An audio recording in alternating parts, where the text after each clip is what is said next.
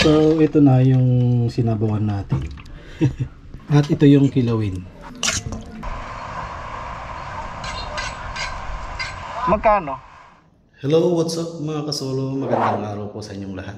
Siyempre, ang panahon po ngayon ay maulan. So ilang araw na siyang umuulan, mga hindi umaaraw. Kasi ilang bagyo yung sunod-sunod. So naisip ko, mukhang masarap ulamin ngayon yung kambing na papaitan, yung kilawin, o di kaya yung yung mga buto-buto na sinabawan. Yung may sabaw na maasim, yan, yung sinampalukan. Kumbaga. Nice. So, ayan, for today's video mga kasolo, samahan nyo ako. Tara, bibili tayo ng kambing. At ipapakita ko sa inyo kung saan ako bumibili ng fresh na kambing, yung bagong katay lang. At kung magkano siya. So, samahan nyo ako guys. Let's go. So, ayan. Dahil nga umuulan, syempre, nagkapote tayo. So, kailangan natin magkapote. So, ayan, umuulan-ulan pa. Oh, no! So, tara.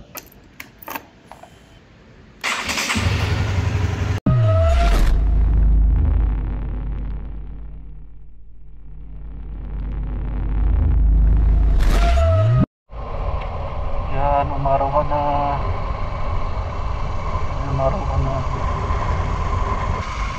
Umaraw na oh. Nakakaputi pa tayo. Hindi ako pwedeng magtanggal ng kapote kasi baka mamaya biglang umulan. Alam niyo na. Yan, dahil galing tayo sa Taytay Bandaan, dito tayo dumaan sa Highway 2000. Alam niya, ang init na. So ayan po, mapapansin nyo, mainit na siya. Yan, at pagkatawid mo ng tulay, madadaanan mo tong dito, yung Shell dito banda. Tapos, tulay ulit dyan mamaya, kung makikita nyo dyan. At dito banda, malapit na tayo dun sa bibilhan natin. Yan, itong tulay natin, hindi ko lang alam kung anong pangalan tong tulay na to, yung magkabilaan na siya. Yan, so malapit na tayo sa bibilhan natin. So hindi ko alam kung C6 na dito banda, ang tawag dito. Basta papakita ko sa inyo, hindi ko ikakat dito hanggang doon sa bibilhan natin. Yan, so pagliko mo dyan, yan, hindi ko ikakat tong video para makita nyo yung mga hindi pa nakakaalam kung saan tong lugar. So alam ko dito C6 na talaga ito. So itong C6 na kalsada nito, mahaba-haba na rin hanggang sa to doon papunta sa service. At sana nga meron tayong mabibili na kambing ngayon kasi hapon na, pero for sure meron so, pa yan. So ayan, malapit na tayo sa bibilhan natin. Sana nga mayroon kasi nga diretso ang ulan. So parang mayroon naman.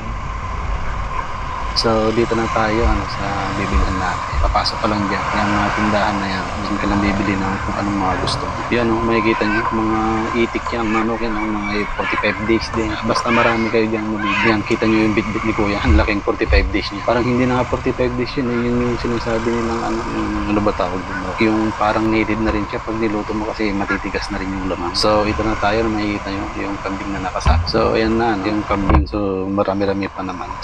So meron nga siya. Dito lang yan sa sa C6. Yan, madadaanan nyo to. Along C6 lang ito.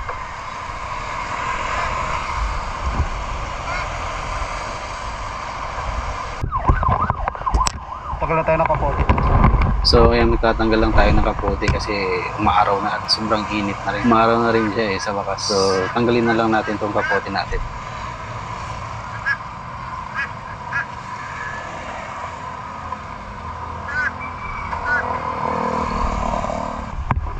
So yan, makikita nyo meron pa naman siyang kambing. Yan, nakasabit, ang laki. So yan, marami-rami pa. Yun, at may papait pa siya na kung nakikita.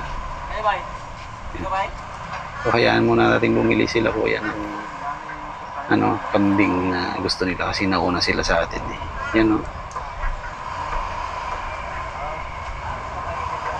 Tapos yan may mga ganyan sila magtinda dito, parang street cut na siya. Hindi ka pwedeng mamili kung balat o laman. Basta may halo na siyang balat, yung ganyan buo na siya. At may balls pa kung makikita niyo.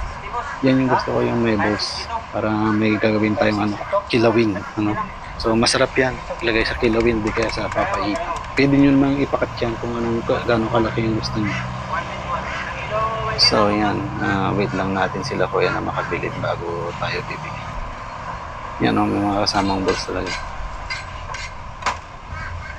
Parang ano na rin to, malalaking klaseng kambing to. Yan kung makikita nyo yung kanyang laman. So fresh na fresh pa ba, bagong kakay pa. Salamat pa na yun. Ngayon ba yan?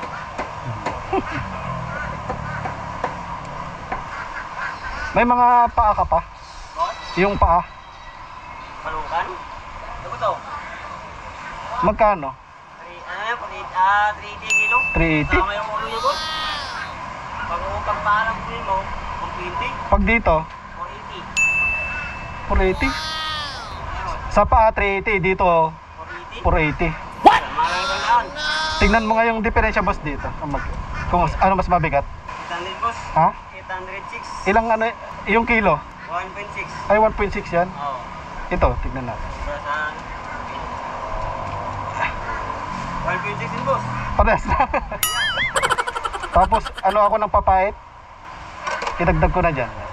926 boss. 900. 160 boss. Ha? 160. 160 plus 920. 1,080? Oo. Sabi to boss? Hindi, ako na mag-ano. Plastic mo na lang. Thank you sila. Salamat. Yun, umaraw na. So, 380 pag yung mga ano lang, mga paa, ganun. Tapos ano, 480 yung sa laman. So, mahal siya talaga pag kambing. Ay, so mahal pag kambing ano. So dito naman makikita nyo, marami kayong ano, bibilhan ng kambing. Doon part, mayroon pa doon. Dito rin yung mga ano, itikan. Maraming itik. Yan, itik, pato, manok, itlog, balot. Yan. Mga chicharon. Yan ang mga manok o native. Ate, magkano yung native? 370 kilo. Okay. So, may native din sila. 370 daw kilo. Yan ang mga pato. Yan ano, kung narinig yung sagot ni ate, tinanong ko yung native na manok, 370 ang kilo. So, asahan mo na yung isang native ay mahigit 1 kilo yon, pinakamaliit. Kadalasan dyan, nagkaano ng ano, 2 to 3 kilos yung isa. So, nasa ano na yon, 700 ang isang manok. Kung may mabibilhan kayo ng ano, 500 ang isa, mas maganda na, bilhin nyo na yon. So, ayan ano, kasolo, nakabili tayo ng pumapatak ito ng ano mahigit 2 kilo. Yan, so, siyempre may gagawin na tayong ano, yung sinabawan, kilawin, tapos kaldereta. Yan. So, may kaldereta tayo. So, ayan, at hindi na natin patatagalin itong video natin. At siyempre, sisimulan na natin magluto. So, let's go!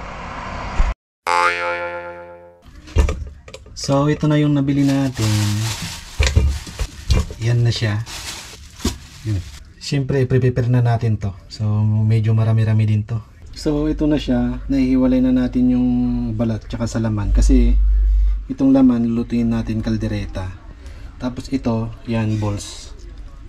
Yan, ito gagawin natin ano to, kilawin. Dalawa yan.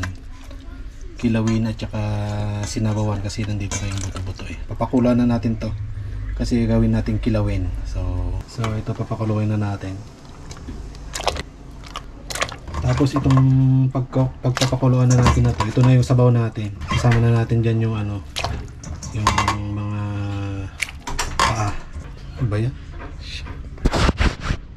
Yan, so nandyan na sila. So pakuluin na natin yan hanggang sa maging okay na yung balat na gagawin natin kilawin. So ito na yung lulutuin nating kaldereta, ano. Kung mapapansin nyo, hindi siya ribs. Kasi kadalasan binibili natin ribs eh. So malaman yan, no. Malaman ito. So tsaka may buto-buto rin. So, marami-rami din to, nasa ano to, mahigit 1 kilo din, ano. So ito yung lulutuin nating kaldereta. So ito na yung mga ano natin, recados natin. Ito yung sa kaldereta, ano. At syempre hiniwalay ko na dun sa ano, pangkilawin. Ito yun. Sili, luya, sibuyas, leeks, at syempre kalamansi. At yung sa kaldereta naman natin, ito yung ano natin, ilalagay natin. Yan. So ayan lang. So ito na yung sinabawan natin. Ito na yung buto-buto. Ano, timplahan na natin. At nandyan siya. At ito yung kilawin. Ito yung kilawin na ano, yung balls. At yung kaldereta naman, yan, mamaya na natin lulutuin yan kasi gutom na ako. So hanggang dito na lang.